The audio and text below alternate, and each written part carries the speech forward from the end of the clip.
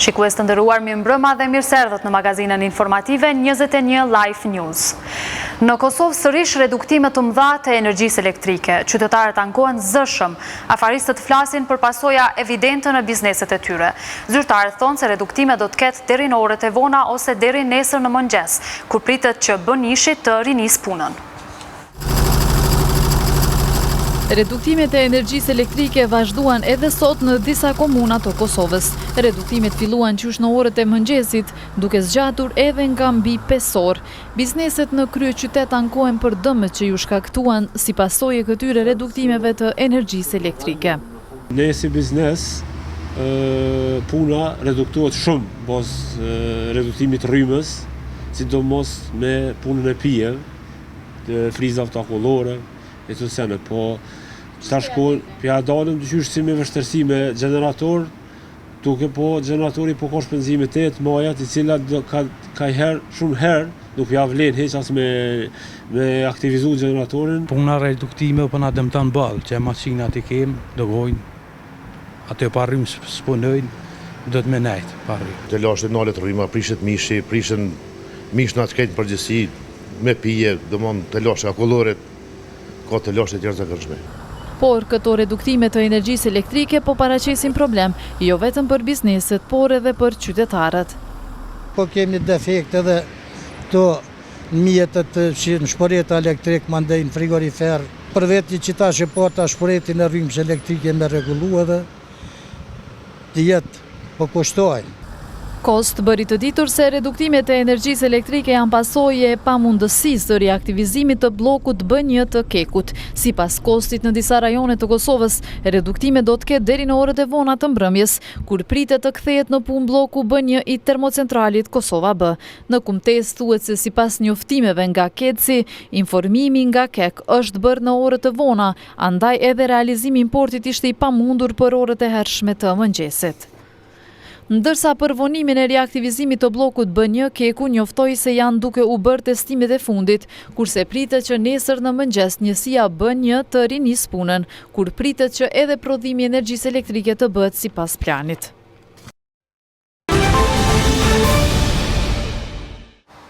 Policia e Kosovës bëri 12 rekomandime për rritjen e nivelit të sigurisë para ndërtesës së qeverisë së Kosovës, ndërsa sot filloi zgjatjen e rrethojave të ndërtesës së ekzekutivit. Ndër rekomandimet e policisë është edhe vendosja e alarmeve, plani për evakuim emergjent të personelit, si dhe masa të tjera shtesë.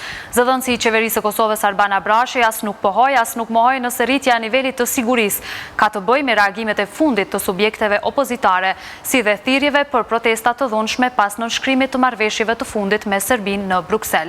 Zëdhënësi Abrashi tha se ky është një vlerësim krejtësisht teknik dhe profesional i policisë së Kosovës. Sipas tij, qeveria e Kosovës në këtë rast thjesht ka zbatuar rekomandimet e dhëna.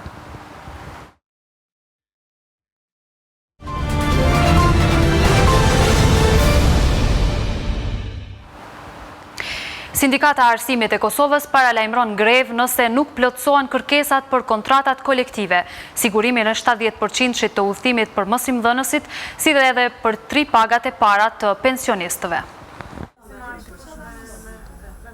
Një ditë para fillimit të vitit të ri shkollor në për librari nuk vihen re shumë prindër dhe nxënës për të blerë mjete shkollore. Njëri nga librashitësit, i cili nuk pranoi të flasë para kamerës, u shpreh se librarit në fakt janë buzë falimentimit. Por ky vit shkollor po i gjen ende të paplotësuara kërkesat e Sindikatës së Bashkuar për Arsim për mësimdhënësit në Kosovë. Viti i ri shkollor po fillon pa u plotësuar disa nga kërkesat e kontratës kolektive, pra nuk kemi lëvizje pozitive të çështja 3 pagave për mësimdhënësit që pensionohen, nuk kemi lëvizje të dukshme rreth sigurimit të 70% të udhëtimit dhe nuk kemi lëvizje të pritura as lidhur me çështjen e kontratës individuale të punës. Jashara ju shpreh se i ka dërguar kërkesë ministrit të Arsimit, Bajrami, që këtë javë të takuan për të biseduar lidhur me moszbatimin e kërkesave të tyre. Ai insiston që në shtator të realizohen kërkesat, në të kundërtën do të ketë grevë. Ju e dini edhe greva që ndodhi, ne filluam me 1 orë, me 2 orë, me gjithë dëshiren që t'i jepim dialogut hapësirë. Mirë po, në qoftë se kërkesat nuk realizohen, jo që dua une, apo i meri, apo kryesia këtu, por mësimdhënësit do të kërkojnë veprime sindikale. Dhe ne jemi zëri i tyre. Dërsa Ymer Ymeri nga Sindikata e Bashkuar e Arsimit u shpreh se ende nuk është shqyrtuar ligji mësimdhënësve për vitet 90 dhe 99, edhe pas kërkesave të shumta drejtuar Ministrisë së Arsimit. Ai ligj është kthyer për shqyrtim prap Ministrinë e Arsimit për shkak me arsyetimin se ka kosto të lartë buxhetore, edhe peqi u kthyer në ministri, do thotë u kthyer në këtë qeveri, u kthyer prap në shqyrtim nga qeveria në ministri. Ministria e Arsimit nuk ka marrë ndonjë hap tjetër konkret. Sindikata e Arsimit gjatë këtij viti ka mbajtur 2 greva, njërën gjatë muajit janar dhe tjetrën në muajin prill. Ministri i Arsimit Arsim Bajrami thot se sindikalistët në vend të protestave për paga duhet të protestojnë për cilësi. Në prag të vitit të ri shkollor, Ministri Bajrami thekson se këtë vit synohet ngritja substanciale e cilësisë në arsim.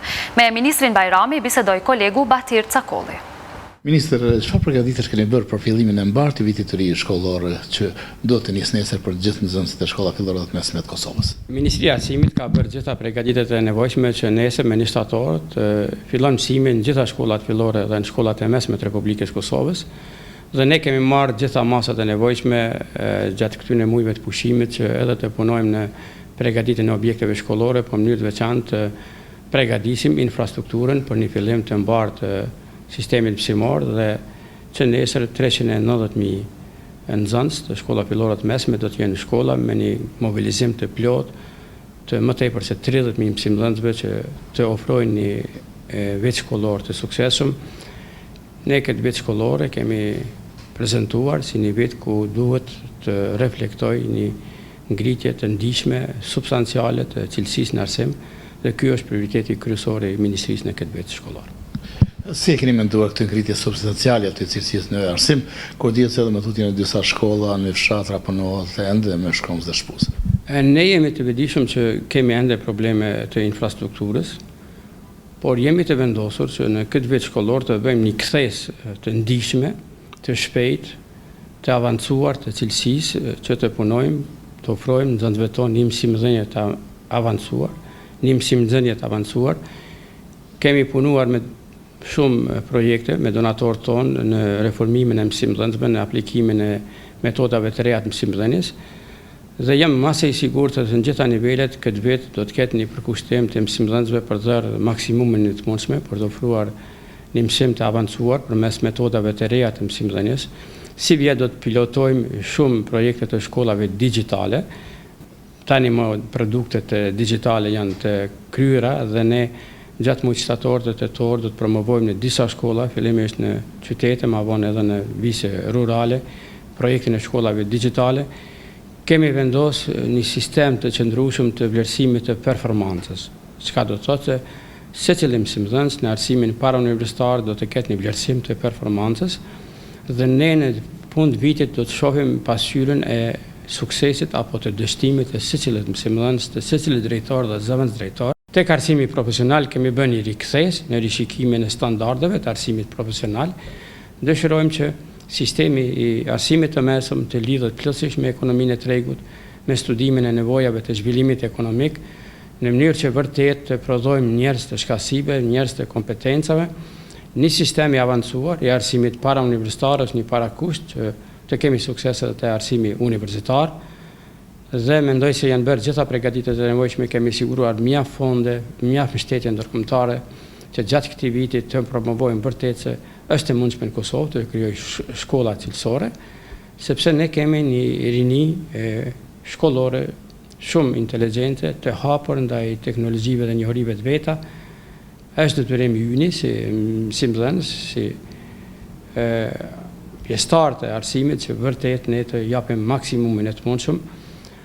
Kemi rishikuar dhe pilotuar kurikulat, dëshirojmë të dimë se apo ju japim nxënësve njohuritë e nevojshme, mos I kemi kanjëherë programet mësimore të ngarkuara, të ngarkuara me teori, do të thoya me përmbajtje edhe ideologjike, kemi bërë pastrimet e programeve dhe të teksteve, në mënyrë që vërtet të nxjmë trendin evropian që nxënësve tu afrohet një mësimdhënie avancuar, e trendit evropian, mësimdhënie që orienton nxënësit drejt shkasive të tyre. Minister, maturantët janë në kërkim të një indeksi, me që ditë me parë kanë hyrë edhe në provimin e maturës. Keni deklaruar po ashtu se premtoni që nuk do të mbetet asnjë maturant pa u regjistruar në universitet nëse dëshiron. Si keni menduar të arrini këtë? Po, edhe njëherë i siguroj të gjithë maturantët se asnjë maturant nuk do të mbetet pa kyçe në arsimin e lartë, dhe kjo gjë tani është fare lehtë e arritshme sepse kemi 7 universitete publike dhe 25 kolegje private, dhe ne do donim që tani maturantët të përzgjedhin universitetin i cili i përmbush apo i plotson ëndrat e tij për një arsim të avancuar universitar. Do të vendosim midis universiteteve publike sistemin e konkurrencës, sistemin e vlerësimit të performancës nga vetë maturantët, nga prindërit e tyre, në mënyrë që ata të orientohen drejt universiteteve cilësore. Gjithashtu jemi duke punu me kolegjet private, që ato kolegje të shndrohen në institucione arsimore, universitare, të lirohen nga etja për të pas përfitime materiale. Kemi vendosur një sistem të lishmërisë tek sektori privat, kemi bërë shumë inspektime, kemi mbyllur disa kolegje, ju kemi bërë me dije që Ministria do të mbyllë edhe kolegje tjera, dhe ato nuk mund të mbjetojnë si kolegje, nëse nuk i arrin standardet kombëtare të arsimit të lartë. Dhe për fund, sot Sindikata e Bashkuar Arsimit, Shkencës dhe Teknologjisë ka thënë se ndoshta viti ri shkollor do fillojë me greva për shkak të mos përmbushjes së disa kërkesave që kanë ata si transporti i mësimdhënësve, pastaj edhe 3 pagat pas pensionimit e tjera. Cili është komentimi juaj? Edhe një herë po e përsëris moton me cilën ne do t'i hapim nesër shkollat dhe për cilën kërkojmë vërtet një partneritet të gjithë aktorëve. Pra ne fillojmë këtë vit akademik me moton të ngrisim në mënyrë të ndihshme cilësinë e shkollave tona, të krijojmë shkolla cilësore, dhe për ta bërë këtë do të na duhet një mirëkuptim dhe partneritet i komunitetit të prindve, i nxënësve, i komunave, i gjithë aktorëve, por edhe i sindikatave, i shoqatave dhe organizatave jo qeveritare që punojnë në sektorin e arsimit. Ne ju bëjmë ftesë edhe me këtë rast, edhe sindikatave që të bën partner në ngritjen e cilësisë së arsimit, të mos krijojmë strese me logjikën e protestave dhe grevave, por të bashkohemi të gjithë që të ndërtojmë konceptin e shkollës cilësore, të shprehim pakënaqësi, po pse jo të organizojmë edhe ndonjë protest, por të shprehur pakënaqësinë me cilësinë e dobët të mësimdhënies, me kushtet e dobta të mësimdhënies në shkolla. Për shkak se mund të them me plot përgjegjësi se pozita materiale e mësimdhënësve është një pozitë relativisht mirë në Republikën e Kosovës. Profesioni i mësimdhënësit është profesioni më i kërkuar në tregun e punës në Republikën e Kosovës. Pagat e mësimdhënësve filluar nga niveli parauniversitar deri te niveli universitar janë të krahasueshme me rajonin, dhe ne kemi për obligim që vërtet këto paga që duhet mu rritë në vazhdimsi tani t'i arsytojmë me punë cilësore, me përgjegjësi, me përkushtim, me dashuri ndaj nxënësve, në mënyrë që vërtet realizojmë një mision shumë të rëndësishëm të krijojmë një rini të edukuar, një arsim cilësor. Pikërisht Ministri i Arsimit ishte në qendër të kritikave të subjektit më të madh opozitar lëvizjes vetëvendosje. E fajsuan Ministrin Bajrami për politizimin e arsim, si dhe për rënje të cilësisë në këtë fushë. Lëvizja vetëvendosje vlerësoi se sistemi arsimor në Kosovë vazhdon të jetë i politizuar. Kjo sipas këtij subjekti opozitar e ka ulur cilësinë në arsim, ndërsa deklaratat e ministrit Arsim Bajrami se ky vit i ri shkollor do të jetë i suksesshëm, vetëvendosje i quan deklarata dëshpëruese. Kemi dëgjuar shpesh nga Ministria e Arsimit se prioriteti i tyre do të jetë ngritja e cilësisë në arsim, mirë po, siç e dimë ne të gjithë, ende ka shkolla të cilët një numër të madh të nxënësve të tyre i përcjellin si analfabet funksional, e që dëshmon se në këtë drejtim deri tash nuk është bërë asgjë. Deputeti i vetëvendosjes Ismail Kurteshi tha se për të arritur cilësinë në arsim duhet së pari të depolitizohet sistemi arsimor dhe të kontrollohet puna e mësimdhënësve.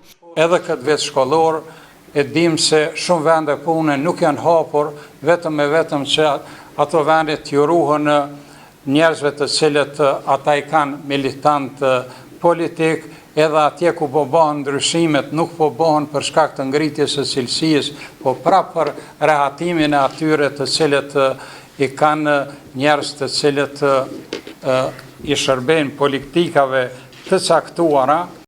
Ndërsa deputeti tjetër i vetëvendosjes Mytahir Haskuka tha se testi i maturës është matësi më i mirë i mesimdhënies dhe i mesimdhënies. Sipas tij, rezultatet në test ishin të dobta.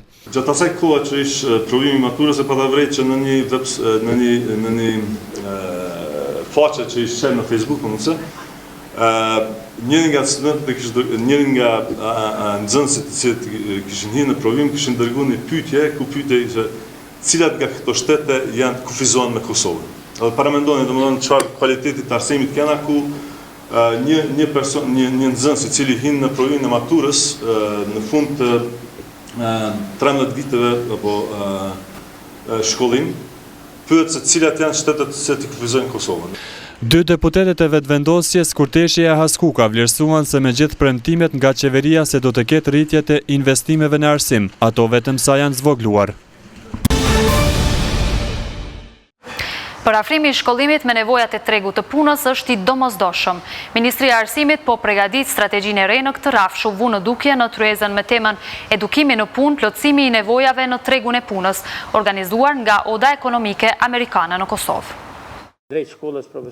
Arsimi dhe orientimi profesional për nevojat konkrete të tregut të punës, sipas ministrit Arsim Bajrami, duhet të jetë sistematik që nga nivelet para universitare, ndaj edhe në këtë synim të ndërtohet dhe strategjia e shkollimit profesional. Mundësia parë që ata të planifikojnë karrierën e vetë në arsimin e mesëm duke orientuar drejt një shkolle profesionale, të specializuar, si pas nevoja të tregut punës, dhe të jene kërkim apo në pritje të punësimit, të një vend të punë.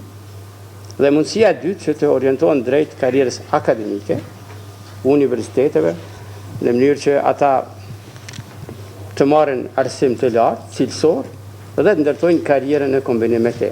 Duke u shpreh pakënaqur me konceptin aktual të arsimit, ministri Bajrami paralajmëroi edhe shtimin e përqindjes së shkollave profesionale në krahasim me gjimnazet klasike prej 60 në 70% në favor të shkollave profesionale, si dhe eliminimin e mungesës së lidhmërisë së nevojshme me tregun e punës. Cilat janë planet tona? Ne kemi krijuar një komision reprezentativ i cili në mesin e shtatorit do të prezantojë strategjinë e arsimit profesional. Po shkojmë drejt një kurikule të shkollave profesionale, po shkojmë drejt specializimit të ngushtë të shkollave profesionale, po shkojmë drejt përgatitjes së mësimdhënësve në një shkollë profesionale. Nuk është njëjtë me qenë mësimdhënës në një shkollë profesionale dhe në një gjimnaz. Po shkojmë drejt futjes së detyrueshme të mësimit dual në shkollën profesionale dhe po shkojmë drejt lidhjes së partnerëve lokal ekonomik me shkollat tona profesionale. Ideja jonë është që shkojmë formulën fillimisht 4+1 ma ndej 3+2. Do të 4 ditë nxënësit me qenë në shkollë, 1 ditë me qenë në ndërmarrje. Më vonë do të kalojmë 3+2. 3 ditë shkollë, 2 ditë në ndërmarrje. Edhe gjatë punës praktike, ata edhe të afsohen, edhe të certifikohen për profesionet e vogla, por edhe të sigurojnë punësim. Kjo qasje, sipas ministrit Bajrami, do të zbatohet edhe tek universitetet publike, ku do të insistohet në profilimin e tyre sa më të ngushtë profesional. Nga panelistët e tjerë, veçuan disa vlerësime që kanë të bëjnë pikërisht me kurrikulat e shkollave profesionale. Nuk është nevoja të fushat, është të përmbajtja të cilësia e këtyre programeve, të cilësia e vetë neve si institucionet arsimit lartë, edhe të përgatitja paraprake e studentëve tonë. Zhvillimi i kurrikulave që i ka shërbyer tregut në Kosovë, por në të njëjtën kohë nuk kemi menduar vetëm për tregun në Kosovë, sepse ne bëjmë një gabim shumë të madh. Ne fillojmë të themi tregu në Kosovë dhe neve duhet të kuptojmë që tregu i Kosovës është i njëjtë me ato të botës. Nuk kemi kuadrat përgatitura, trajnuara dhe të profesionalizuara për ekonominë dhe për biznesin. Qeveria e Kosovës me pakonele fiskale ka paraparë që të gjitha investimet e sektorit privat për trajnimin e kuadrove të nevojshme profesionale të planohen si shpenzime.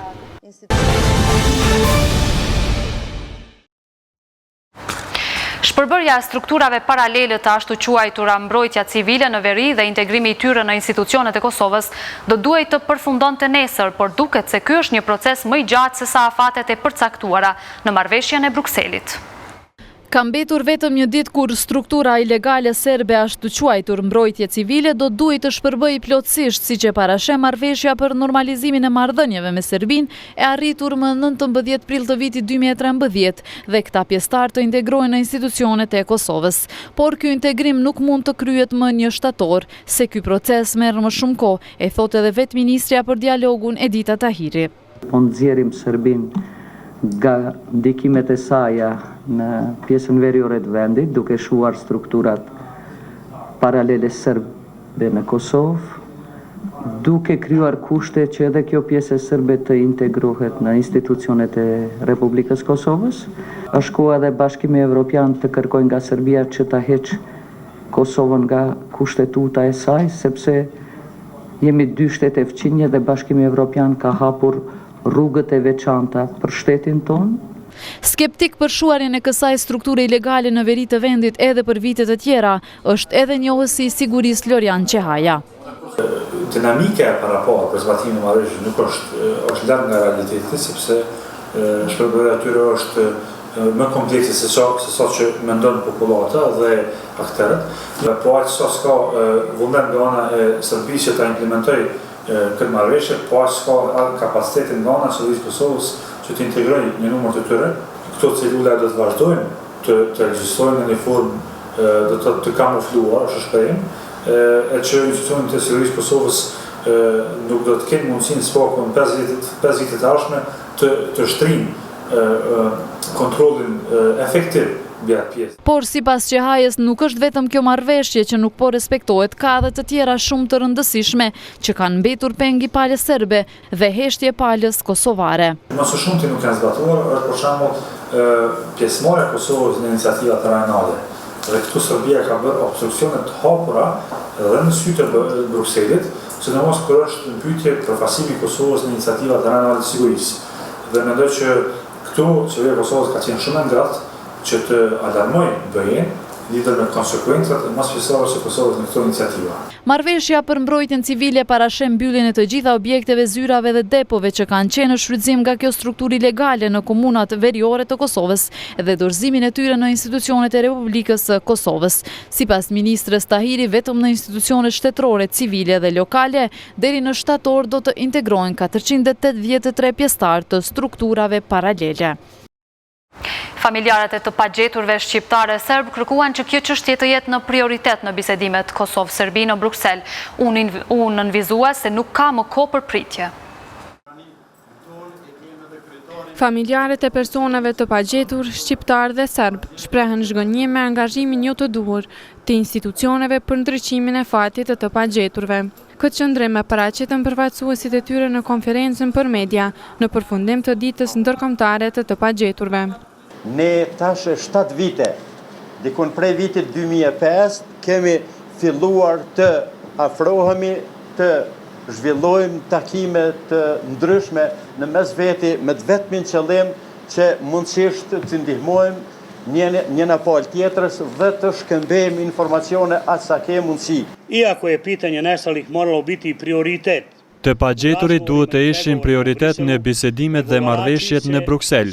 Ata që bëjnë dialog nuk duhet të bëjnë lëshime ose të injorojnë këtë problem. Përfaqësuesit e familjarëve të pagjeturve serb dhe shqiptar nga Kosova me rastin e ditës ndërkombëtare të pagjeturve janë të zhgënjur me angazhimin e institucioneve që merren me këtë çështje. Kohë për pritje nuk ka më.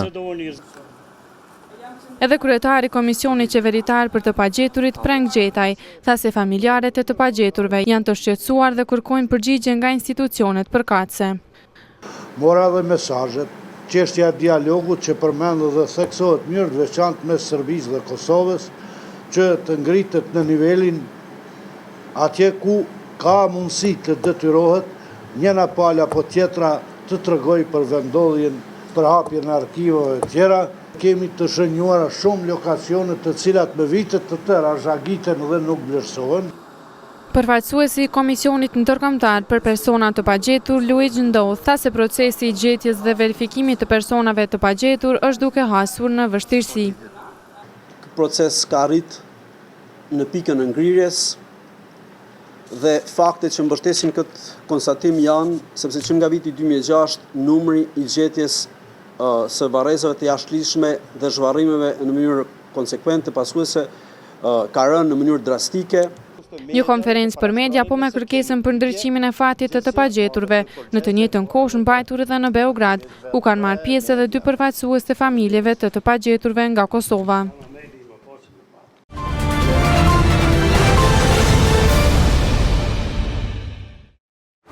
Banorët e Belincit të Shtimës janë në pikë të hallit me gurthyes nga pluhuri dhe nga zhurma. Kërkojnë largimin e menjëhershëm të gurthyesve nga fshati i tyre. Në shtëpitë e tyre nuk mund të rinë nga pluhuri dhe zhurma, kurse në obor nuk mund të mbjellin asgjë.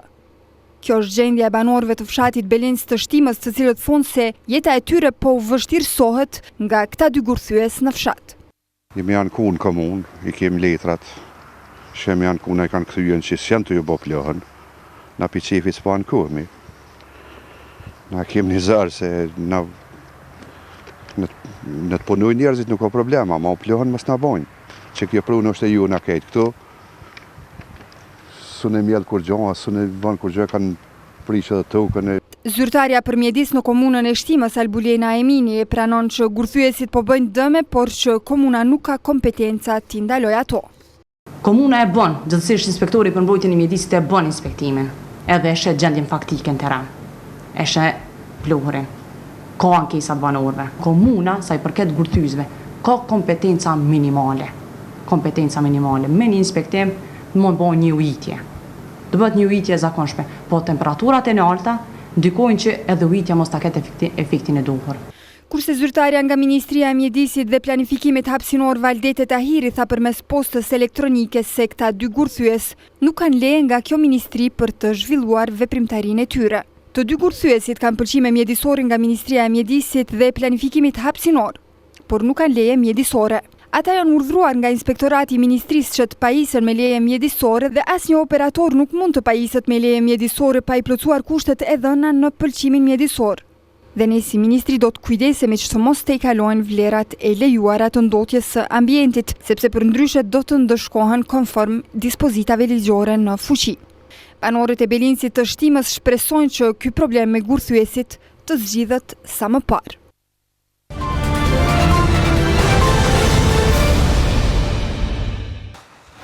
Përfaqësuesja e Kosovës në futboll nuk do të zhvillojë ndeshjen miqësore me përfaqësuesen e Burkina Fasos, por ka zhvilluar tubimin me lojtarë që ishin ftuar për këtë takim. Pas grumbullimit të përfaqësuesës së Kosovës në futboll, sot përzgjedhësi Albert Bunjaku mbajti konferencë për media së bashku me asistentin e tij Gens Hoxhën dhe lojtarin Ertan Feyzullahu. Bunjaku vlerëson se përkundër që ndeshja me Burkina Faso nuk do të zhvillohet, mbledhja e 24 lojtarëve të përfshirë në përfaqësuese do jetë një mundësi e mirë për të parë nga afër gjendjen fizike dhe lojën që bëjnë futbollistët.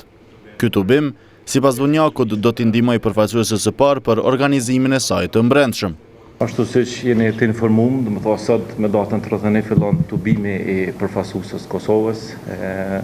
Kjo ka qenë dëshirë edhe në kërkesë e jona shtabit teknik, mi po edhe lojtarëve, të pas parasysh edhe rrethanat që bënë me Burkina Fason, ku prej fillimit edhe pse loja ka qenë planifikuar me marrëveshje krejt, mendoj që sjellja aty ka qenë jo korrekte ndaj neve, kështu që na kemi bë vendim që të luajmë, ta bëjmë një tubim dhe ta shfrytëzojmë këtë tubim për çështën e zhvillimit të brendshëm. Në anën tjetër, sulmuesi i përfaqësuesës së Kosovës Ertan Feyzullahu deklaroi se më shumë do të dëshironte që të luante miqësorën me Burkina Fason.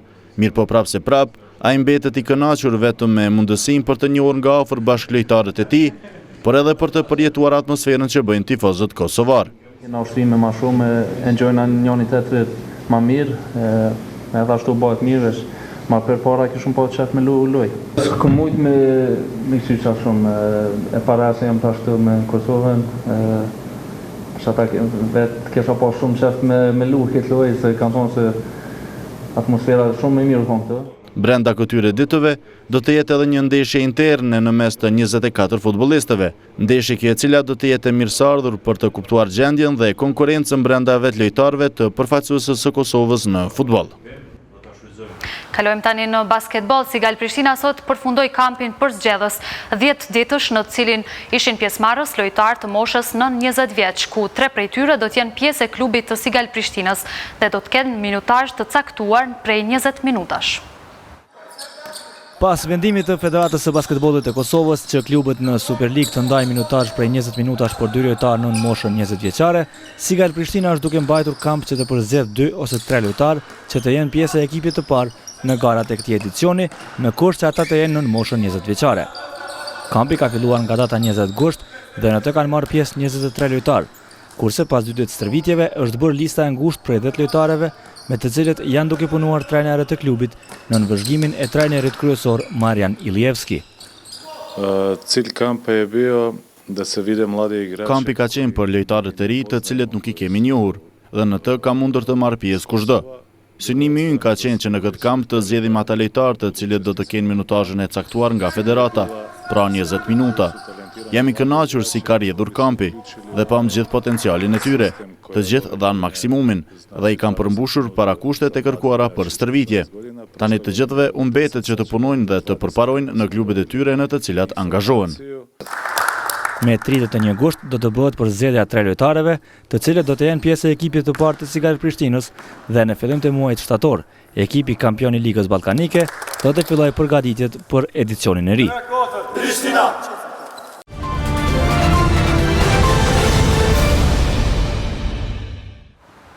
Jemi tash me rubrikën e kulturës, në studio kemi kolegun ton Lorik Bakia. Lorik, u mbajt konferenca ndërkombëtare për baladën.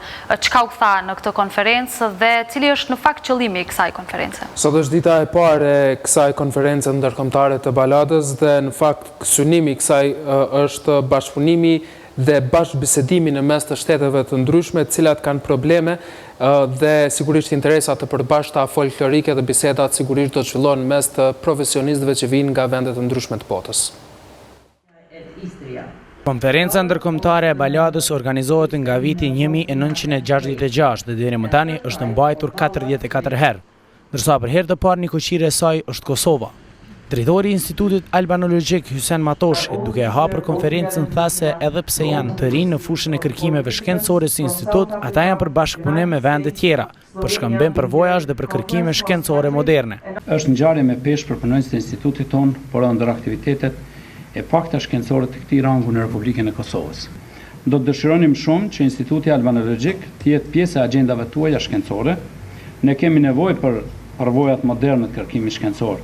Bashkëpunimet e këtilla na ndihmojnë edhe për përfaqësimin e vlerave tona kombëtare, me shpresë që ato të jenë edhe në interesin tuaj.